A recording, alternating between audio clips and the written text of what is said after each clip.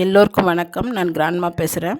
தமிழக பாஜக மாநில தலைவர் திரு அண்ணாமலை அவர்கள் அறிவித்தபடி நாகர்கோவில் ரயில் நிலையம் அருகில் உள்ள அரசு மதுபான கடையில் பாஜகவினர் முதலமைச்சர் திரு மு.க.ஸ்டாலின் அவர்களுடைய புகைப்படத்தை மாட்டியிருக்காங்க. டாஸ்மாகில் 1000 கோடி முறைகேடு நடந்ததாக அமலாக்கத்துறை அறிவித்ததை தொடர்ந்து டாஸ்மாக் ஊழலை கண்டித்து பாஜக மாநில தலைவர் திரு அண்ணாமலை தலைமையில் போராட்டம் நடத்துவதாக இருந்த நிலையில் போராட்டம் செய்ய விடாமல் தடுத்தது காவல்துறை. திரு அண்ணாமலை மற்றும் பாஜகவினரை கைது செய்தது. அப்பொழுது டாஸ்மாக் கடைகளில் ஸ்டாலின் புகைப்படத்தை மாட்டுவோம்னு அறிவித்திருந்தார் அண்ணாமலை அவர்கள். அவர் அறிவித்தபடி இன்று டாஸ்மாக் கடையில் சுவற்றில் ஆணி அடித்து புகைப்படம் மாட்டியிருக்காங்க. புகைப்படம் மாட்டினது மட்டும் இல்லாமல் அந்த புகைப்படத்துக்கு திமுக கட்சி சால்வையை போட்டிருக்காங்க. அந்த வீடியோவை பாருங்கள்.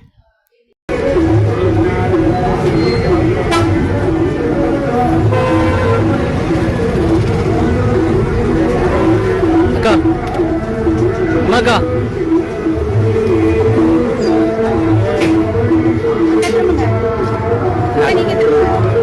மகா மகா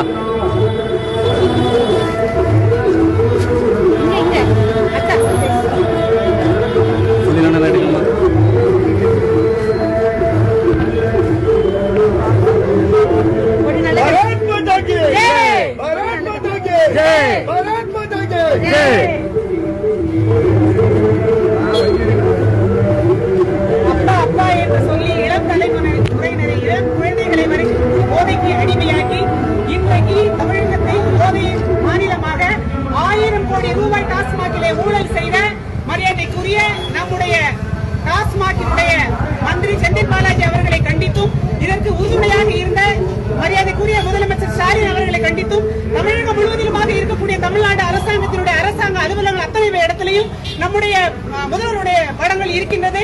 ஆனால் டாஸ்மாக் நிறுவனம் அரசாங்கத்தால் நடத்தப்படுகிற நிறுவனம்.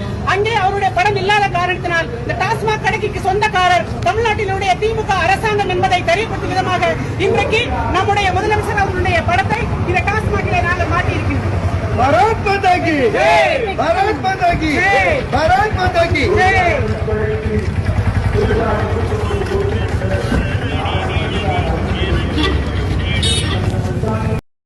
மதுபானங்களை உற்பத்தி செய்கிறதும் திமுக காரங்க தான். அந்த மதுபானங்களை விற்பனை செய்கிறதும் திமுக அரசு தான். உற்பத்தியும் அவங்களே செய்கிறாங்க, அவங்களே விற்பனையும் செய்கிறாங்க. அவங்களுக்கு சொந்தமான கடைகளில் அவங்களுடைய ஃபோட்டோ இருக்கிறது தவறில்லை. நியாயமாக பார்த்தா திமுக காரங்களே எல்லா டாஸ்மாக் கடைகளிலும் அவங்களுடைய புகைப்படத்தை வச்சுருக்கணும். ஒரு தொழிற்சாலை நடத்துகிறாங்க, அந்த தொழிற்சாலையோட உரிமையாளரோட ஃபோட்டோ வைக்கிறதுல தவறில்லை. இந்த தொழிற்சாலைக்கு நிறைய முதலாளிங்க இருக்காங்க. அவங்க எல்லோரோட ஃபோட்டோவையும் மாட்டியிருந்தால் இன்னும் நல்லா இருந்திருக்கும்.